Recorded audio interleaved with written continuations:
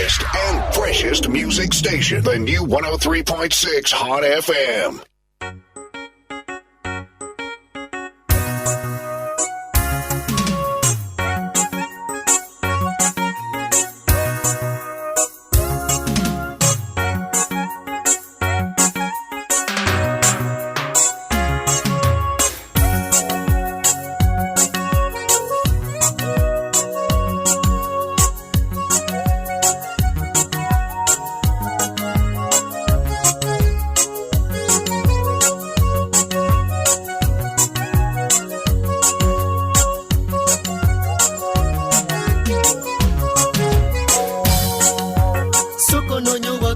Wakatonda n'obutuukirivu bwe ekyama ky'okutya Katonda ky'ekikulu okusinga byonna ebirala byonna by'oyagala biri kwongerwako kubanga Mukama Katonda amanyi ebyo tubyetaaga sokononya obwakabaka bwa Katonda n'obutuukirivu bwe ekyama ky'okutya Katonda ky'ekikulu okusinga byonna ebirala byonna by'oyagala biri kwongerwako kubanga Mukama Katonda amanyi ebyo tubyetaaga katutunulira Yesu yeka Yesu bino kukkiriza kwaffe tulema kutunulira ensi eno ebigwawo amangu kubanga yakubibwa emigo mingi gyatulokole mu bibi tulyoke tufune obulamu obujja obutagwawo.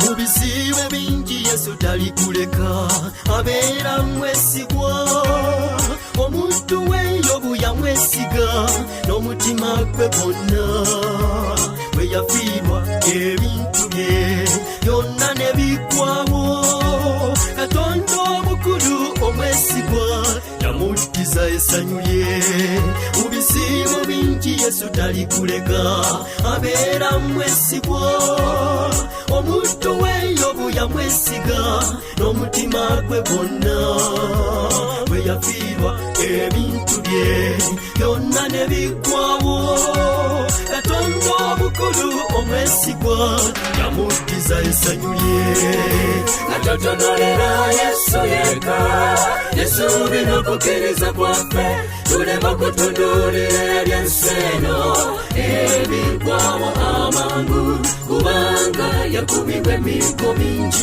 gyatulokole mu bibi tulyoke tufune obulamu obujja. Turabasuhuza nshuti bakundwa mu izina ry'Umukiza akaba n'umucunguzi wacu Yesu Kristo. Ikaze mu butumwa mugezwaho n'itorero rya UCC United Christian Church. Magambo y'Ikinyarwanda ni itorero ry'ubumwe bw'abakristo. Itorero riyoborwa n'intumwa Charles Rwandamura n'umushumba mukuru n'umutangizi kandi akaba no hagararira itorero ku rwego rw'isi. Tugira ngo rero tubabwire ko twishimiye kubana namwe inshuti zacu mudukurikira, inshuti z'ikiganiro ububyutse burakenewe. Ubutumwa tubazanira n'ubutumwa bubugiraho bakura naho bageza. Ni Pastor John mwumva kuri microphone ya Hot FM. Ndabibutsa ko mudukurikirana ku 103.6 103.6 kuri radio Hot FM. Rero aho uri hose udukurikirana uri mu bihugu bitandukanye igihugu cy'u Rwanda, ibihugu by'abaturanyi, ibihugu bya kure hakurya y'amazi. Nzi ko benshi mudukurikirana ubutumwa muri bwongere kubukurikirana kuri YouTube y'itorero ryacu rya UCC. Mwibutse kushyiramo Apostle Charles Rwandamura muri YouTube, hanyuma ukabona ubutumwa bwose bwashyizwe ku rubuga ushobora gukurikirana. Kandi ubutumwa ushobora no kubukurikirana kuri Facebook y'itorero rya UCC, kuri urwo rubuga nanone ushyiramo United Christian Church entre parenthèses cyangwa mu dukubo ugashyiramo itorero ry'ubumwe bw'abakristo nugacikanwe. Ndetse ushobora no gukurikirana none ku rubuga rwanjye kandikamo ushobora gushyiramo PJ cyangwa Pastor John, ubwo abari PJ Nsabimana. Nanone ushobora gukurikirana ubutumwa nucikanwe rero no gukurikira ubutumwa Imana hari icyo ishaka gukora ku buzima bwawe. Inshuti zacu mudukurikira muherereye hirya no hino, abanyamuryango ba UCC muri hirya no hino mu kazi, mwaragiye gushakisha ubuzima, muravuga muti ubutumwa buradufasha, iyo tugumva twongera gukumbura iwacu, twongera kumva koko turi iwacu, twumva bwa butumwa bw'iwacu nyabwo. Murabizi umuntu aragenda akajya hirya no hino, aho ugeze ugasanga koko baravuga izina rya Yesu ugaterana, ariko ukumva hari ikintu ubura. Iyo ufite ahantu warerewe, wakuriye, watorejwe, hari icyo uba wumva ubura. So abanyamuryango bacu ba UCC mwese aho muri, nzi ko ubutumwa bubafasha. Hari abajya baduhamagara bari muri Amerika, bari mu bihugu bitandukanye by'i Burayi, bavuga bati koko twongeye kumva bwa butumwa bw'iwacu. Imana ibaha umugisha cyane, turabakunda kandi turabazirikana, tubasengera, twifuza ko mukomeza gutera imbere no kugubwa neza. Kadusenge mbere yuko nakira umukozi w'Imana turi kumwe, ndi kumwe na Bishop Gaudence Irankunda, ari kumwe natwe. Rero ndagira ngo ari tugeze ubutumwa bw'uyu munsi, kandi ndabibutsa ko ubutumwa bwacu dufite no kuva kwa Farawo. Tugomba kuvayo rero byanga bikunda, kuko hari aho Imana dushaka, hari aho Imana igutegereje, hari aho Yesu Kristo akwifuza. Rero ugomba kuva kwa Farawo byanga bikunda. Satani agomba kukurekura ugakorera Imana yawe n'ubutunzi bwawe n'ubuzima bwawe n'amahoro yawe n'abazagukomokaho bose, kugira ngo batazavukira mu mibabaro yo kwa Farawo. Kadusenge. Mana nkuru kandi itangaje, se umwami wacu Yesu Kristo, wowe w'imiryango yose yitirirwa yo mu isi, ndakwakiriye. Turakwakiriye muri studio za Hot FM, turakwakiriye kugira ngo uvugane natwe, uvugane n'abanyarwanda, uvugane n'abantu bose bumva ururimi tuvuga. Tube akanwa kawe, tube ibikoresho byawe, uduhindura umuyoboro wawe, ugeze mwami Yesu biri ku mutima wawe ku banyarwanda bose bakurikira aka kanya. Abarushe n'abaremerewe baruhuke, abagoswe, abajijwa, abo Satani atwaza igitugu, abajijisha ngo batamenye ukuri, turabasengera ngo ubwenge bwabo buhumuke, kandi mwami Yesu uvirwe n'umucyo, amaso y'abahweza, amatwi y'abazibuke kumva no kwita ku magambo badutumyeho. Turi numwa mu cyimbo cyawe Yesu, turatumwe kugira ngo tugeze ku banyarwanda n'abanyarwandakazi icyo bashakaho. Twakiye umwuka wera, twakiye kubaho kwawe, twakiye ubwiza bwawe. Mwami w'abami buri wese ahari, reka icyubahiro cyawe cyumugote, yumva icyo uvuga kandi amenye neza icyo ushaka. Umukozi wawe musigire kugira ngo abere umugisha abamwumva bose, abantu bose bumva ijwi rye bacishwe bugufi no kwihutira kwitabira icyo avuga. Mu izina rya Yesu, bose bari munsi y'ijwi rye baryumva aka kanya, ndasenga ngo bacishwe bugufi n'umwuka wera, bumvira icyo uvuga n'icyo ubahamagarira. Mu izina rya Yesu, dufashamira ibitekerezo mitima n'ibigambiriwe na buri mwuka wose ugambiriye kuyobya no guteza abantu kutumva neza, niko kumvirana no kumva nabi, imbaraga zo gusitara ku ijambo, imyuka igambiriye guteza abantu kutumva neza ibibatumwaho, ndayikubita hasi mu izina rya Yesu. Twakiye kubaho kwawe, twakiye ubwiza bwawe, mu izina rya Yesu tubisabye Data, amen. Bakundwa, ndagira ngo mwibutse ko ushobora kwandika ubutumwa bwawe bugufi ukabwohereza kuri 0782747462, 0782747462, cyangwa wohereze ku murongo wa Tigo 0724357462. Turakwakira hano muri studio, turebe icyifuzo cyawe, tugusengere tutarava muri studio za radio Hot FM. Turakiriye rero umukozi w'Imana, hawe ikaze, suza abanyarwanda kandi bageze ikimana kize ku mutima wawe. Urakoze cyane Pastor John, Imana iguhumugisha, Imana ikugirire neza. Amen.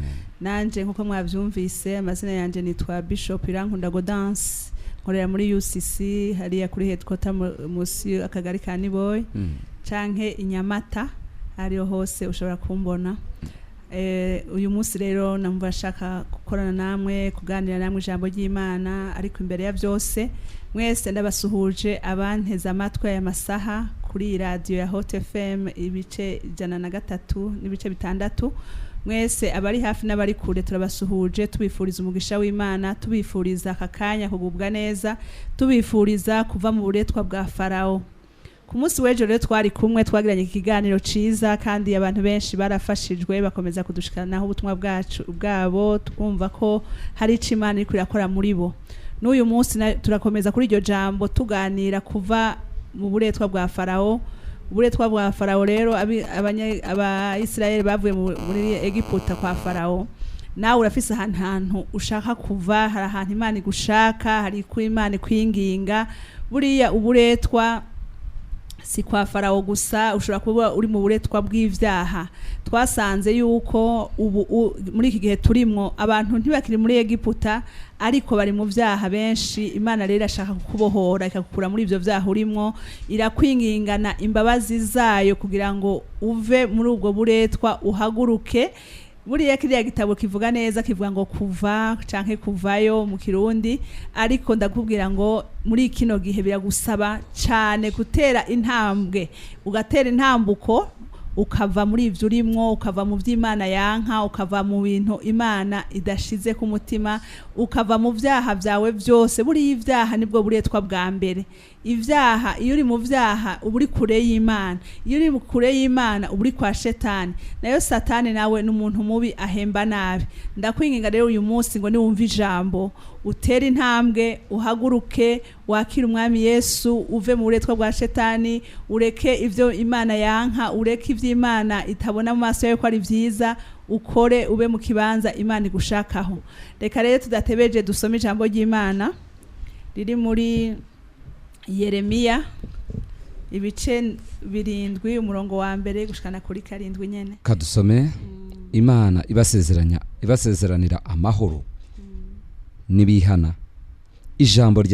Ijambo ryaje kuri Yeremiya rivuye ku Uwiteka riti, hagarara mu irembo ry'inzu y'Uwiteka, uharangururire iri jambo uti, nimwumve ijambo ry'Uwiteka, ab'Ibuyuda mwese, abanyura muri iri rembo bajya gusenga Uwiteka.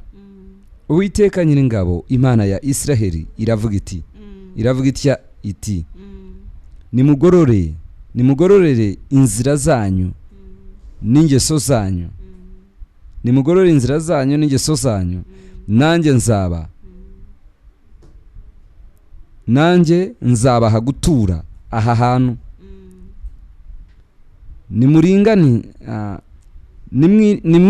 Nimwiringire amagambo y'ibinyoma ngo muvuge muti, urusengero rw'Uwiteka, urusengero rw'Uwiteka, urusengero rw'Uwiteka nguru. Kuko nimugorora rwose inzira zanyu n'ingeso zanyu, mugasohoza imanza zitabera z'umuntu n'umuturanyi we, nimubonerane umushyitsi n'imfubyi n'umupfakazi, nimuvushirize amaraso atariho urubanza hano, nimukurikire izindi mana zitabateza amakuba, nibwo nzabaha gutura aha hantu, igihugu nahaye ba sogokuruza uhereye kera ukageza iteka ryose. Amen. Imana igumugisha Pastor John. Amen. Kubwira ijambo dusomeye ni ijambo ryiza cyane. Ibi rero nivyo Uwiteka ariko abwira abantu biwe, yavuganye na Yeremiya, yatumye Yeremiya, uyu munsi aratuma Pastor John, uyu munsi aratuma Bishop Gaudence kugira ngo turangurure ijwi ryacu kuri iyi radio, tubwire abanyarwanda n'abanyarwandakazi ndetse n'abanyamahanga bari muri kino gihugu, n'abarundi bagenzanje, ngo tubabwire ngo bagorore inzira z'Uwiteka. Rero kugorora mu Kinyarwanda coroheje, nabonye ngo mutunganye ingeso z'Uwiteka, ingeso zanyu kugira ngo bikunde muhimbare Uwiteka. Uyu munsi ndaje kukubwira ngo uri Imana hari ahantu yagukuye. Ejo twize ku gicugu ca nyuma ko hagabaye igihe abana b'Isirayeli bari bagumye cyane mu buretwa bwa Farawo, ariko kuko Imana itabura inzira, kuko Imana ifise inzira nyinshi zo gutabara abantu yaremye, harageze igihe ikoresha umuyaga, ikoresha inkoni ya Mose, umuyaga ugabanyamwo amazi kabiri, ab'Isirayeli barajabuka. Uyu munsi rero naho ijambo riravuze ngo umugorore inzira z'Uwiteka, mutunganye ingeso zanyu, mutunganye imitima yanyu, mwihane kugira ngo mubone ubutabazi bw'Imana. Haleluya. abantu benshi muri iyi minsi barakunda ubutabazi bw'Imana, barabwifuza nkuko nawe ubwifuza, barifuza umugisha w'Imana, barifuza kugirirwa neza n'Imana, ariko hariho condition. Imana iragusaba ngo banza utunganye ibidatunganije biri muri wewe, banza utunganye umutima wawe, banza utunganye ingeso zawe, banza utunganye ibidatunganije, banza utegure inzira y'Uwiteka. Uwiteka aranyurahe aje kuguha umugisha, Uwiteka aranyurahe aje kugukiza, Uwiteka aranyurahe aje kukugirira neza. Uyu munsi ndakubwira ngo niwumva rino jambo nkuko wanze kuryumva, ubanze ushira ubwenge bwawe ku gihe, witegure wiyumvire umutima wawe, eske ahantu uri, aho ubarizwa, ivyo urimo, ivyo uri gukora, Imana mu maso yawe bigendera gute? Birayihimbara?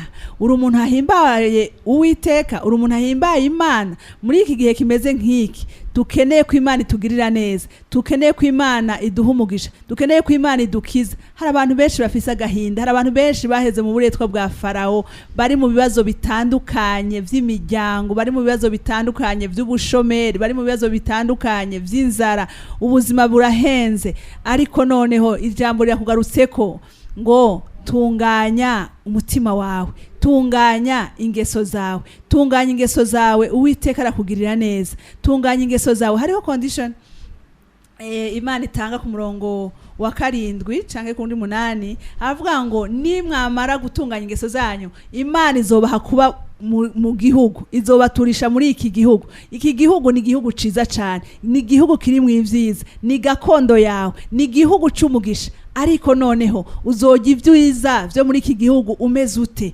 Uzobijya uri hehe? Buriya iyo ukiri mu buretwa bwa Farao, nta mahirwe y'ubuzima ufita, nta kurambugira, urakenyuka, ubuzima buba ari buto, ubuzima buba bukabije cyane, buba bukomeye, ntibworoha. Ariko Imana iravuga ngo bwira abantu. Yatumye Yeremiya. Imana imaze gukura Abisirayeli muri Egiputa, abantu bavuye bidabamira, bamera nk'abaradamarara, nico kinyarwanda ngira ngo ciza, baradamarara, bamera nkaho bibagiwe ibintu vyose Imana yabakijije, bamera nkaho bibagiwe aho ukuntu bari bamerewe kwa Farao, bari mu buretwa, ingene Imana yabatabaye, ingene Imana yabagiriye neza, ingene Imana yabahaye amazi banyotewe. Ivyo vyose baravyibagirwa, batangura kwibera mu bindi bintu bidahimbara Imana. Rero uyu munsi ijambo ryavuze ngo muzojya ivyiza niyo mwatunganya ingeso zanyu, muzoba muri iki gihugu, muzogituramwo n'abana banyu. Imana izobagirira neza, Imana izobashira hejuru, Imana izogutuma uba umwami, Imana izokugirira ubuntu, Imana izoguha urukundo, Imana izoguha umunezero. Uzobaho neza igihe wamaze gutunganya ingeso zawe, ukaba uri kumwe n'Imana, ukaba ufise ubusabane n'Imana.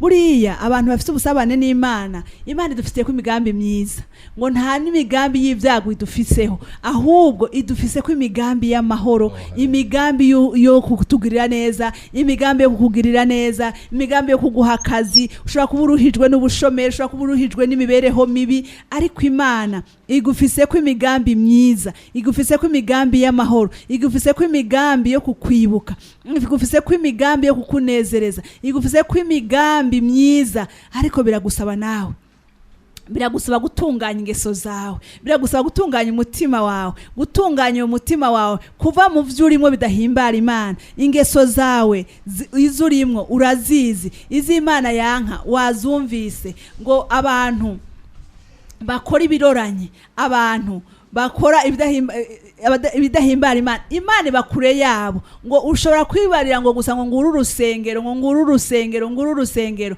ariko ivyo ntibikwiye. Hari buhanuzi bwinshi, hari buhanuzi bw'ibinyoma, hari abantu bakwemerera binabiriya. Ariko ndakubwira ngo mbere yuko uronka uwo mugisha, mbere yuko bakubwira amazu, mbere yuko baguhanurira imiduga n'ibindi n'indege n'ibindi byo ugiye kujamwo, banzo umekinge shuwa yuko uingeso zawe Imana izikunda. Banzo umekinge shuwa yuko ingeso zawe Imana izemera, imvugo zawe Imana irazemera, imvugo zawe zirahimbara Imana, imyifato yawe ihimbara Imana. Imana ngo yahingingiye abantu tumeremiye ati katwinginga abantu twaremye, abantu bavuye kure, abantu bavuye mu buretwa bwa Farao, abantu bavuye mu ngorane zitandukanye.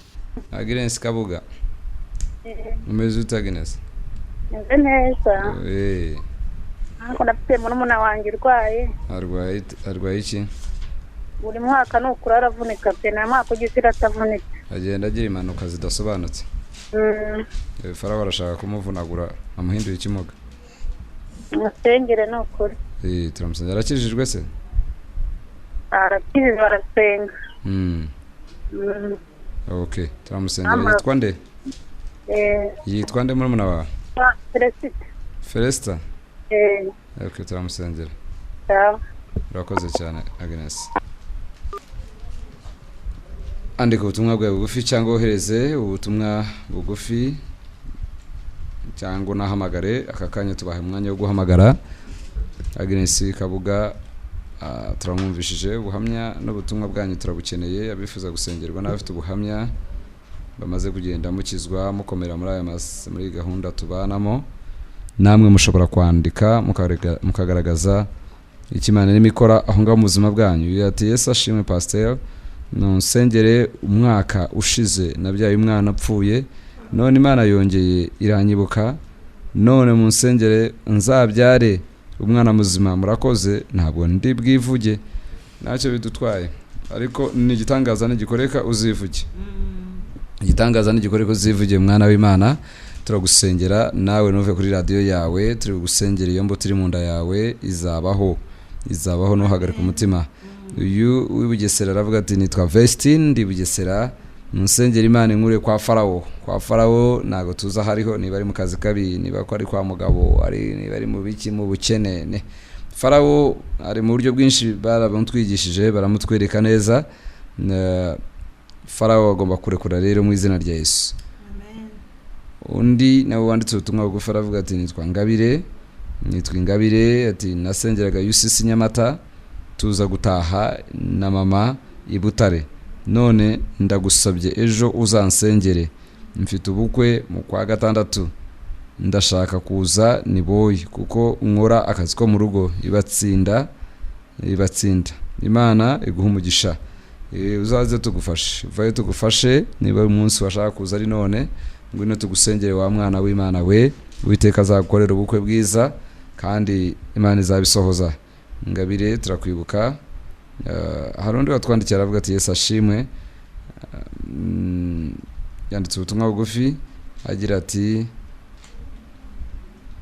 turebe iyi message y'umuntu.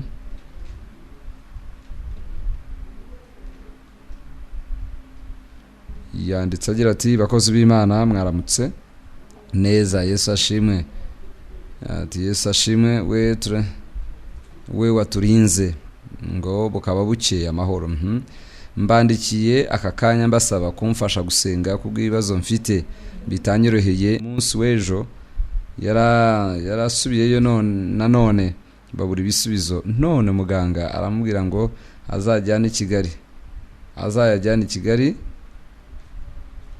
kandi ibyo byose byabaye nta binini yari yafata.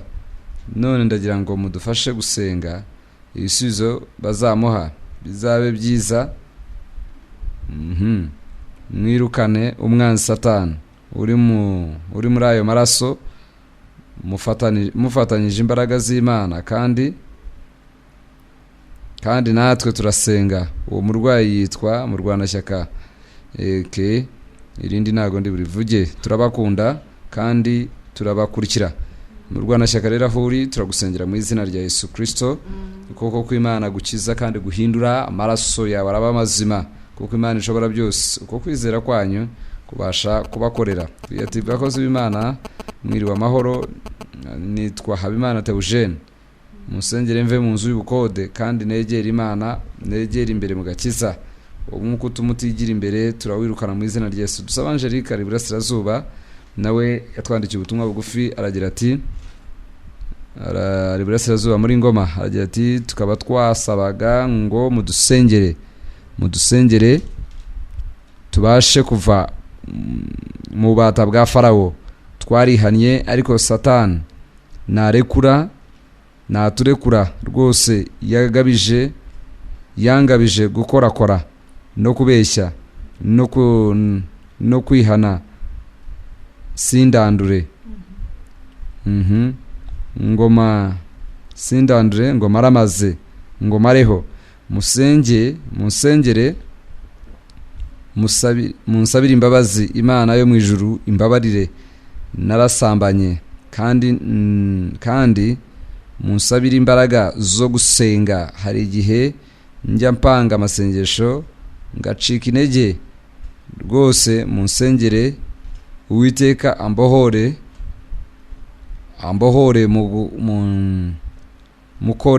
mukorere mbohotse. Inshuti yacu Angelique turagusengera, Uwiteka Imana aragutabara kandi aragukiza. Ntabwo ari ubushake bwe kukomeza kumera utyo, kuko uwo ni Satani ushaka kukurimbura. Undi nawe yanditse aravuga ati nanjye mumfashe, ubusinzi bwaranyokamye, nabaye nk'umusazi. Muri make ejo heza naho mfite, nahombye amafaranga menshi kubera inzoga.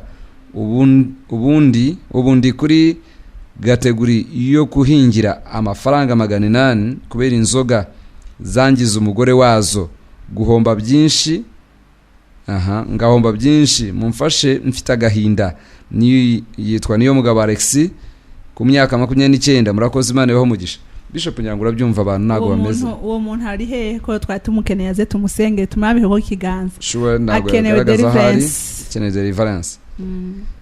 Ndababwira mukomeze kwandika ubutumwa bwanyu bugufi cyangwa munahamagare kuri 0722 25742 0722 cyangwa 0782 tushobore gusengana namwe. Uyu yitwa Domitire, icyifuzo cyanjye nagira ngo munsengere umusheri twari dufite ubukwe none arafunze bamushinja viol. Iyi message twayisomye no bushize. Inshuti yacu wihangane kandi Yesu aratabara, akingura imiryango, agire neza, asobanura ibidasobanutse. Imana bagire neza. Inshuti zacu mwatwandikiye turagira ngo dusengane namwe. Hari uhamagaye. Hello. Karame. Amahoro. Witwa nde, wifuza iki? Karame. Gusenyera ikibazo cy'ubushomeri. Ubushomeri witwa nde? Ninde?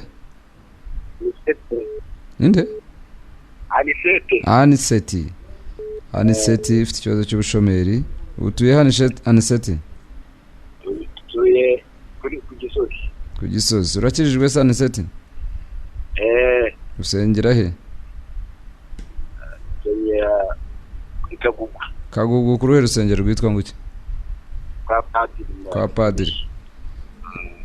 Turakwigisha kuko no kumenya icyitwa gukizwa icyo ari cyo. Ko gukizwa no kugirana isezerano n'umwami w'abami Yesu. Arakoze Aniseti kandi turagusengera. Uwiteka Imana Nyiringabo arakugirira neza, gutabare, agukize agasuzuguro ka Farawo kari ku buzima bwawe. Undi utwandikiye ubutumwa gufara avuga ngo kwa Farawo, aravuga ati kwa Farawo nshatse kuvuga nangwa n'umuryango wanjye kubw'uko nyijijwe ndatotezwa pe. Umva ni wa mwana w'Ibugesera, wa muntu w'Ibugesera yaravuga ati gituma we abona ari nka Farawo nuko bamwangira ko yakijijwe, aratotezwa. Urumva itotezwa naryo ribuza abantu kuramya Imana, ribuza abantu gusenga Imana uko bakwiye gusenga, naryo turaryanze mu izina rya Yesu. Turamusengera Farawo murekure mu izina rya Yesu. Turarekura umuriro utwika abadayimoni baguhagurukiye bashaka kuguca intege, bakurekure mu izina rya Yesu. Inshuti bakundwa, umwanya ni mutoya, turagira ngo tubasobanurire ko duifuza gusoza tugasenga. Cyokora niba hari umuntu uhamagara turagira tuguha amahirwe. Twifuza kuguha amahirwe. Hello. Guzimya radio yawe. Uri hafi ya radio, urashaka kutwumva no kwiyumva, ni ikibazo ntago byakunda. Ibintu bishyire mu bwenge nawe urebe, ushyire mu bwenge. Inshuti bakundwa, ndagira ngo nkubwire ko Uwiteka Imana Nyiringabo hari icyo gushakaho, hari aho ashaka kugukura. Kwa Farawo, Bishop yavuze ku bantu bari baravuye kwa Farawo kandi bakongera gukumbura ibyaho bagasubirayo.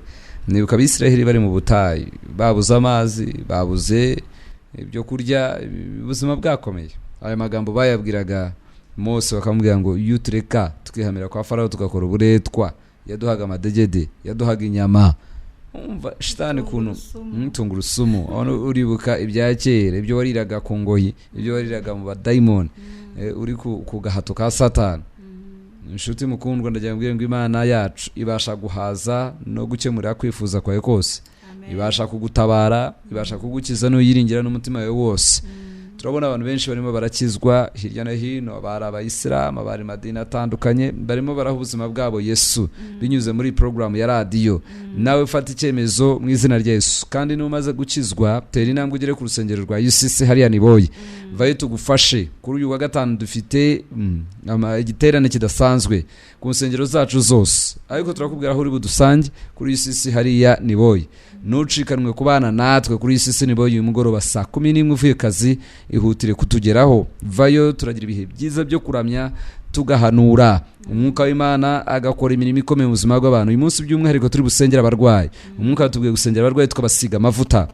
Abarwayi rero bari busengerwe basigwa amavuta. Kandi uyu munsi nanone hari ikindi kidasanzwe kiri bukorwe ku buzima bw'abantu bari bwitabire hari ya service ya UCC, nuko turi bugira umwanya wo gusiga amavuta abantu bose bashaka icyitwa divine wisdom, ubwenge buva ku Mana, kugira ngo amasoko y'ubwenge bwa afunguke atangire kududubiza. Kuko nugira ubwenge buvuye ku Mana nta na kimwe kizagutsinda, nta na kimwe kizaguherana. Nucikanwe rero uyu mugoroba turi bugusengere tugusiga amavuta, twirukane indwara, twirukane ubuswa, twirukane gutsindwa, twirukane kunanirwa kose kwaba kuri ku buzima bwawe. Inshuti yacu twandikira avuga ngo ufite ikibazo cy'inyatsi, inyatsi ngo iyo nkoze biranga, ibyo ukoze biranga. Inyatsi buri umuti wayo iyo tumaze no kwirukana uwo mudayimoni tukwigisha kandi no gukiranuka ukajya utanga icya 10. Umugisha wose ubonye ujye utanga icya 10, kuko niho honyine Imana yavuze ngo nzahana indyanye nyibahora, nzahana indyanye nyibahora, ngo imyaka yanyu ntizongera kuragarika n'imbuto zanyu ntizahoragarika igihe kitageze. Ibyo rero iyo tukiranutse ku cya 10, buri muntu wese utwumva tujya tukubwire ngo Imana ihana indyanye. Abashaka gukizwa musubiremo aya magambo, gira uti Mwami Yesu, uyu munsi wa none ndatsinzwe, nagenderaga mu byaha, nagenderaga mu buzima butakunezeza. Nyiresha amaraso yawe, unkure mu barimbuka, unyandike mu bana b'ubugingo. Uyu munsi ndakwemeye ko mbera umwami n'umukiza w'ubugingo bwanjye. Nihakanye Satani imirimo ye yose n'ibikorwa bibi yankoreshaga, uburetwa bwenda bwanze, sinzongera kumukorera. Niyemeje kunezeza Imana Data, niyemeje kunezeza isumba byose, mu izina rya Yesu, amen. Ndasenga nsengera aho umaze gukizwa no kwihana, ukuboko kw'Imana Data kugireho. Ndatuma ijambo ry'Imana mu buzima bwawe, umwami Imana akuzinura ibibi n'ibizira wagenderagamo. Kuva uyu munsi ahari inyota y'inzoga, ahari inyota y'itabi, ahari inyota y'ubusambanyi, ahari inyota y'ubujura, ahari ukuboko kurekure, ahari amacimbirane, ahari intambara, ahari abaceba, mu izina rya Yesu turabyirukana ku buzima bwawe. Turagusengera ubuhorwe, wowe wari ufite abaceba, wowe wari ufite agahinda, wowe wari ufite akababaro, wowe wari wararongowe n'inzoga kavuga ngo yakugize umugore wawe. Ndategetse abademoni bakurekure, imbaraga z'ubukene, imbaraga z'inyatsi, imbaraga z'ibihombo, imbaraga z'indwara, indwara z'urudaca, ndategetse zive ku buzima bwawe. Imyuka yose igusahura, imyuka ikwiba, ndategetse kurekure. Imbaraga zikubuza gukizwa, imyuka ikubuza guhinduka, imyuka ikubuza guhindukira, imbaraga z'idini, ibinyoma by'idini, umwuka wari waragufashe, buri gihango, buri ndahiri kurondora igukurikirana, ndategetse gucika none mu izina rya Yesu. Ndatuma ijambo ry'Imana mu mubiri wawe, mu buzima bwawe. Fata kuri radio utwumva akakanya, cyangwa ufate kuri telefoni yawe. Hari imbaraga zimanuka gukiza abarwayi, gukiza abafite ibibyimba, gukiza abafite ubumuga, gukiza abafite agahinda, abafite ubwoba, abadafite ibyiringiro, abashonje. Umwami agutabare, agukiza ibyago, agukiza amakuba, agukiza ibitero, buri kiguhagurukije cyose umwami w'abama gihane. Buri imbaraga zose zihagurukira kunaniza no kugukoza isoni, ndazirukana imbere yawe mu izina rya Yesu. Umwami w'abama gutabara, umwami w'abama gukize, umwami w'abama akwiyeke mu izina rya Yesu Kristo. Ukuboko kw'Imana Data twese gukora imirimo ikomeye ku buzima bwawe mu izina rya Yesu Kristo w'i Nazareti. Negetse abadayimoni bose bari mu muryango wawe, imyuka yari yaragose inzu yawe, imyuka yari yaragose abana bawe, imyuka yari yatwaye abana bawe, iyabatwazaga igitugu, iyabatwaye mu busambanyi, iyabatwaye mu rumogi, ibateza kubyarira aho ngaho. Babuza abagabo ngo babashake, babuza abagore ngo bashake bagire ingo zabo. Ndategetse umudayimoni urukoza soni uve mu nzu yawe, uve ku bana bawe. Ndategetse urwo ruzingo ruraca biracika nonaha mu izina rya Yesu. Mamagaye ibirori wawe, mamagaye umunezero, ayo marira urira umwami w'abama yaguhanagure. Uyu mwaka 2017 umwaka wo gutabarwa, umwaka wo kwemerwa, umwaka wo kugira ibirori nawe mu izina rya Yesu. Wowe uri mu bushomeri, ubabajwe n'ubushomeri, ndasaba umwami w'abama kwibuke, yibuke izina ryawe, yibuke agahinda kawe, yibuke akababaro kawe mu izina rya Yesu. Aguha akazi kuko afite imirimo. Ndasenga nsengera abarwayi, abarwariye mu ngo, abarwariye mu bitaro, ababuza yo kwivuza, umwami w'abama aragutabara. Ndasenga imbaraga zikiza zimanukira ubuzima bwawe. Ndahamagara gukira, ndahanura ubuzima, ndahanura gukira ku buzima bwawe. Acira umudendezo, acira gutabarwa, acira gukira, acira igitangaza cyawe mu izina rya Yesu. Ndasengera ingumba, uravuga uti narashatse amaze imyaka mu rushako nabuze urubyaro. Uwiteka Imana nyiringa bakwibuke, agutabare, agukize ubwo bugumba, agukize abadayimoni b'ubugumba. Izo mbaraga zigutwaza igitugu, umwuka wo kuzingazinze, urekura imbuto zo mu nda yawe, urekura urubyaro rwawe. Ndategetse inda yagufunguka, ugende ubyare mu izina rya Yesu. Umwami w'umukiza, haleluya. Ndasenga aka kanya abantu baboshwe n'imbaraga n'ingoyi z'ibyaha, ibyaha by'uburayi, ibyaha byo kunywa urumogi, ibyaha by'ubusinzi, uwo mudayimoni kurekure, uwo mwuka kurekure mu izina rya Yesu. Umucyo wa Yesu kurase kuva uyu munsi uhawe imbaraga, ntuzongera gusubira mu byaha ukundi.